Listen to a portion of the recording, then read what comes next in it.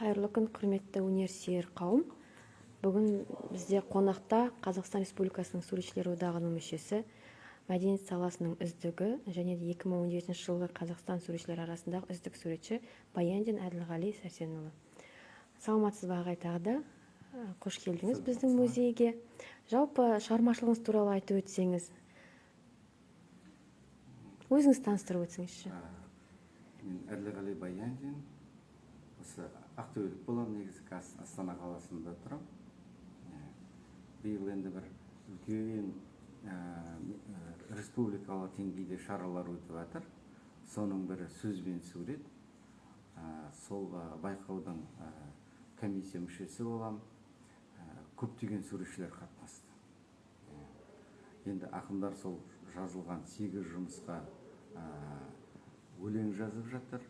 Бұл ақындар менен суретшілердің өзінің өнердегі бірігуі өте бір керемет дүние болып жатыр. Қазіргі енді өзіміздің осы бейнелеу өнерінің таң шуақ атып келе жатыр ма, басқаша бір өзгерістер болып жатыр. Оның өзім қуаныштымын, суретшілерге деген көңіл бөлуі, мемлекеттік деңгейде өнер саласында бұрын соңды ұмыт болып қалған сияқты суретшілер. Негізгі суретшілер біздің тарихымызды жасайды. Суретші ғана біздің тарихымызды жасайды деп кейде мен сөйтіп айтып жатқанда бір сұрақтар да туады.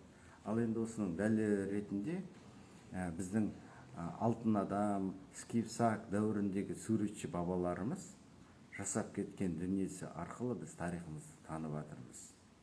Суретші тарих жасайды деген осы. Рахмет ағай, сіз бізге Ақтөбе қаласына қонаққа келіп жатыр екенсіз. Қандай себептермен айтып өтсеңіз ағай? Мен енді туған жерді көптен бері келе алмай кеттім, 2 жылдай сағынып, ағайын туманы сағынып, сөйтіп туған елді сағынып келе жатырмын. Мен өзім жүрген жерімде үйтеді, сол кішігірім қаланың, ауылдың көрінісін суретке түсіріп отырам. Бұл жолда сол бірнеше Маржанбұлаққа барып қайттым. Керемет жер екен. Ақтөбенің әсем жерлері көп қой. Соны осы Ақтөбеде бұрын соңды тұрсам да әйтеуір бірінші рет Маржанбұлақты көріп, табиғатын кенет бетіне түсірдім. Келешек тарихқа мұра болып қалсын деп. Сосын осы өзіміздің қара шаңырағымыз, өнер музейін сағынып келеміз. Оның ұжымын сағынып келеміз. Негізі қазір осы суретшілердің басын біріктіріп, Ақтөбедегі отырған осы музейде ойлаймын. Оның ішінде Іңкәр деген қарындасым бар. Шығармашылықтан шабыт алып кетем дейсіз ғой Ақтөбеге келіп. Демалып кетесің ғой. Қандай туынды жазып жатсыз ағай қазіргі таңда? Мен енді қазір осы Астанаға барғаннан кейін 1-2 тапсырмам бар. Үлкен деңгейде жасалу керек. Одан кейін кітап иллюстрациясына тапсырма түскен. Өтініш түсті енді. Тапсырма деп айту кейін да өтініш.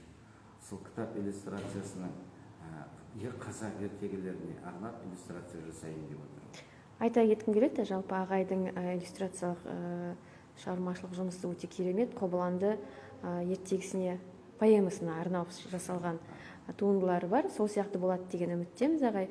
Ал қазіргі таңда шығармашылық белесіңізде қандай ерекшелік болып жатыр? Қатысып жатқан симпозиумыңыз бар ма ағай? Әлде көрмеңіз өтті ма? Жақын арада шетелде шықтыңыз ба? Көрмеңіз өткізілді ма? Жақын уақытта Түркістанда халықаралық симпозиумда болып қайттық. Түрксой ұйымдастыруменен. Оның алдында Кипрде болып қайттық. Суретшілер симпозиумы Стамбулға шақырған, Стамбул әкімшілігі губернатор дейді. Сол кісі шақырып, сурет салып қайттық. Енді шығармашылық ауысу дейсіз ғой, танысу, бірін-бірін білісу дейсіз ғой жалпы. Ал біздің ақтөбелік суретшілерге не айтар едіңіз ағай, өзіңіздің тарапыңыздан? Мен енді өзім Ақтөбенің суретшісі болғаннан кейін, Ақтөбенің тумасы болғаннан кейін, әрқашанда Ақтөбенің суретшілері осындай жетістікте жетіп отырғаны, қазір ғаламтор бар, содан көріп халықаралық симпозиумдерге, пленерлерге катнашууна мүмкүндүк болса айтып отурам уюмдаштыруучуларга. Осындай жақсы суретшілер бар Ақтөбеден, симпозиумге шақырайық, кірсін деп. Осы бейнелеу өнері Ақтөбедегі дамысын деген ниетпенен айтылады. Ол тұрып қалмасын, бізден кейін де жас балдар келсін, олар да бейнелеу өнерінің қыр-сырын, қадірін ұқсын деген оймен айтылады. Негізі былай, бейнелеу өнерінің қадірлеуі Ақтөбеде қалай болып тұр, бейнелеу өнері қалай дамып жатыр деген сұрақтар да кейде туындайды. Басқа облыстармен салыстырмалы түрде. Мен ойлаймын, бейнелеу өнерінің өнерге деген жүрек, көзі ашық азаматтар бейнелеу өнерін көтереді, қолдау жасайды. Қолдау жасалмаса, бейнелеу өнері әрмен қарай дамымайды. Содан тарихымызда жаңғырмай қалады деп тұрсыз. Өткен ең басыңызда айтып кеткеніңіздей, жалпы суретші әр жерге өзінің қыл қаламын тигізеді деп ойлаймыз.